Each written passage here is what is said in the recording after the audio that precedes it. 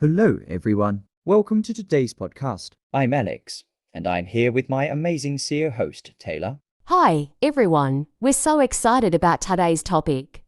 It's something a lot of English learners struggle with, building confidence in speaking English. That's right. Learning English can be challenging, but one of the biggest hurdles is overcoming the fear of speaking. It's that moment when you know the words, but your nerves get the better of you. Oh, I know that feeling, and so many people go through it. But here's the thing. Confidence isn't something you magically have, it's something you build over time. Absolutely. And a big part of building confidence is changing how you see mistakes. They're not failures, they're stepping stones. Every mistake you make is a chance to learn and improve. Exactly. Let me share a tip that helped me when I was learning a new language. Start by practicing in a no-pressure environment.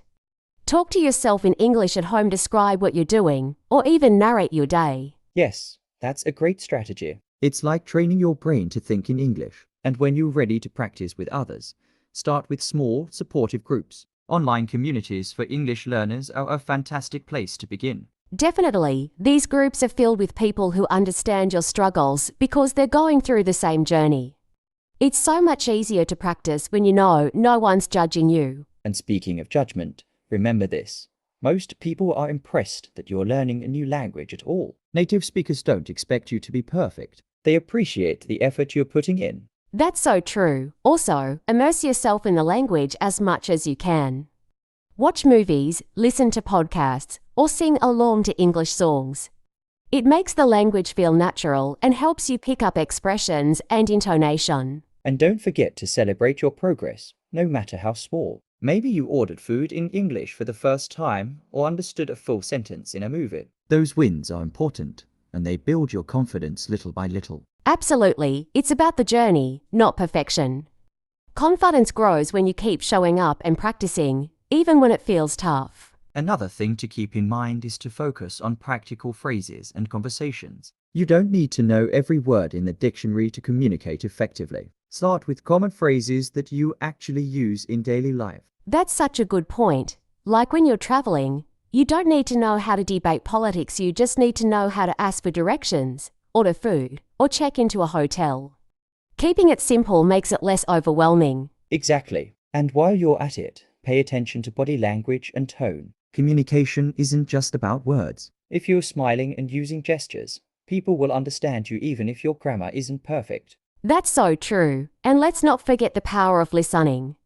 Listening to native speakers, whether it's through movies, podcasts, or real-life conversations, helps you pick up natural pronunciation and rhythm. Yes, and imitation is a great way to practice that. Hear a phrase you like, repeat it out loud. Mimicking the way native speakers talk helps with pronunciation and fluency. I love that tip. Also, don't underestimate the power of journaling.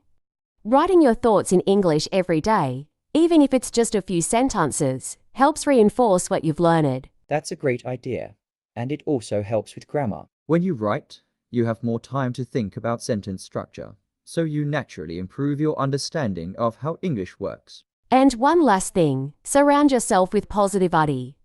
The journey of learning a language is long, but having supportive friends or mentors makes it so much easier. Even just a kind word from someone can keep you motivated. Absolutely. And that motivation keeps you moving forward. Every little effort you put in today builds your confidence and skills for tomorrow. You know, Alex, another thing that learners often overlook is creating a routine that fits their lifestyle. Consistency is key, but it doesn't have to be hours of study every day. Even 10 to 15 minutes daily, like reviewing vocabulary or practicing speaking, can make a huge difference. Exactly. And keeping it varied makes it more interesting. One day you can focus on listening, the next on writing, and then maybe have a conversation practice session. Switching things up keeps you engaged and motivated. Definitely. And speaking of variety, using technology can be a game changer. Apps like Duolingo, Memrise, or even YouTube channels dedicated to English learning provide endless resources. It's like having a teacher in your pocket. That's such a great resource. Plus, technology allows you to connect with people around the world. Platforms like HelloTalk or Tandem are fantastic for finding language partners. Practicing with someone who's also learning can make it feel less intimidating. Yes, and you can learn so much from each other. Sometimes, explaining something to another learner helps you understand it better yourself. It's a win-win. And for those who might feel shy about speaking live, recording yourself can be a helpful first step. Practice speaking into your phone, listen to the playback, and identify areas for improvement. It's like having your own private rehearsal. That's a great idea. And while you're at it, don't forget the importance of cultural exposure. Understanding the culture behind the language gives context to what you're learning.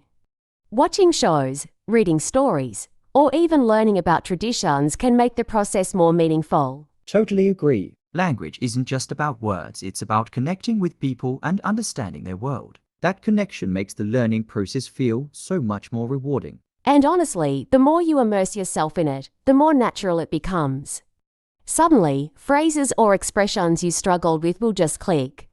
It's all about giving yourself time and patience. That's right. And one of the biggest things to remember is that progress may be slow at times, but that doesn't mean you're not moving forward. It's all part of the journey. Even on days when it feels like you haven't improved much, trust that your consistent efforts are adding up. Exactly. Sometimes, the biggest improvements come when you least expect them. You might be watching a movie one day, and suddenly, you understand a joke or a phrase that used to confuse you. And that moment of realization, that's proof that all your hard work is paying off. Those small victories are a big part of building confidence in speaking. And don't be afraid to seek feedback, either. Getting constructive feedback from a teacher, tutor, or language partner helps you pinpoint areas to improve. It's like getting a roadmap for your learning. Yes, but it's important to remember that feedback should be helpful, not discouraging. The goal is to guide you, not criticize you. Positive, supportive feedback helps you grow without feeling demotivated. That's a key point. You want to keep things positive.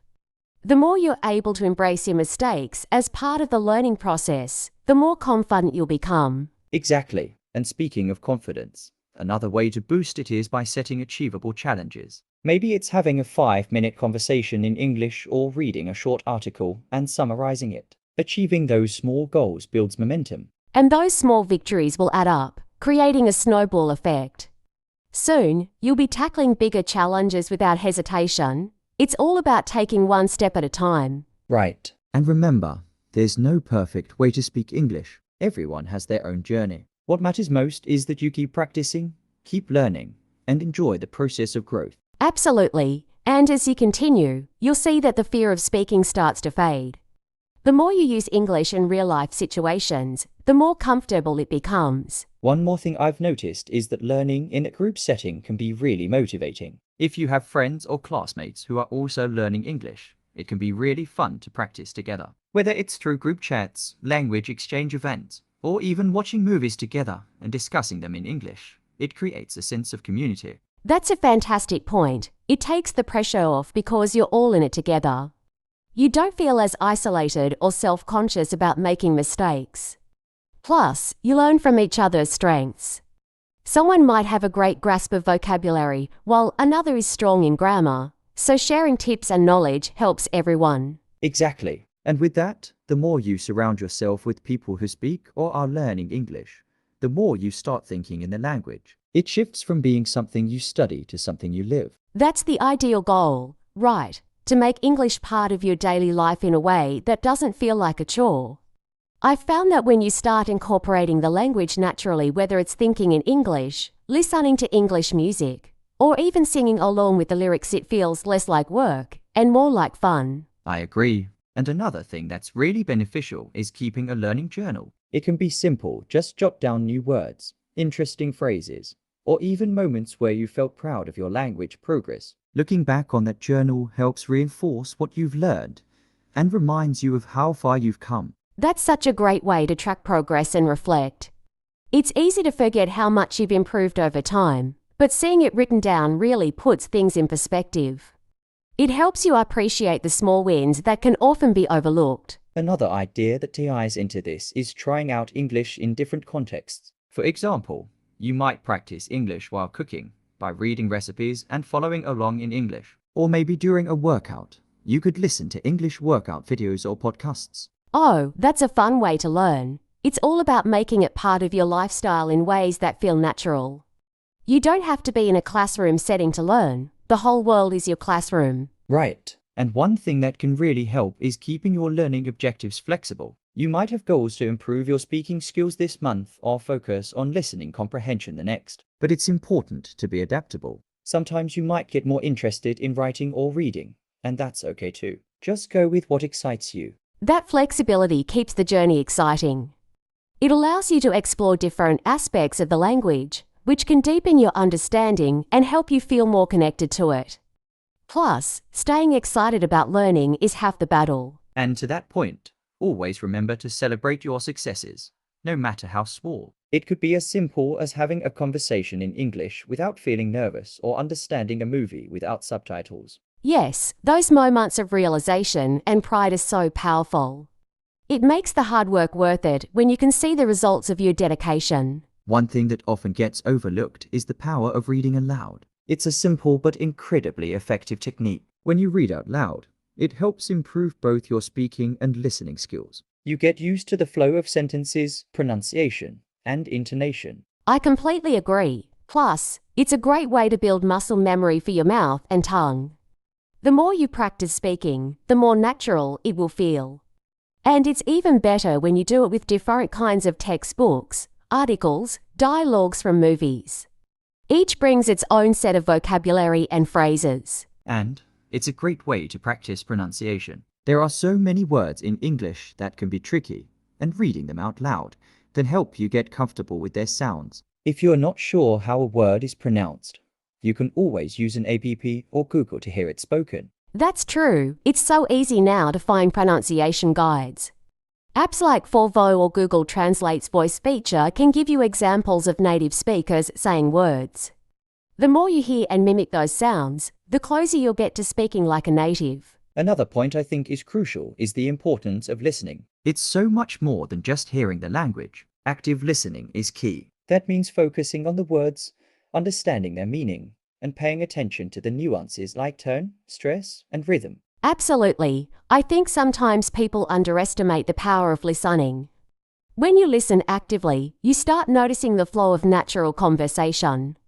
You learn how to respond appropriately, how to use filler words like a more you know, and you get a feel for how conversations are structured. Exactly. Listening to native speakers helps you internalize the patterns of the language. It's like learning how to play an instrument. You need to listen to how it sounds before you can replicate it. And listening can be so enjoyable too. Podcasts, audiobooks, and even songs in English. These can help you immerse yourself without feeling like it's study time.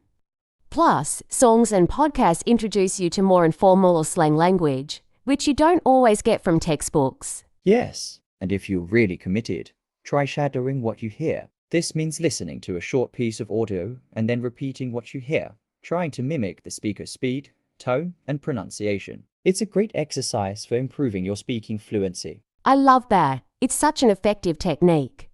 It helps you focus on both understanding and speaking at the same time.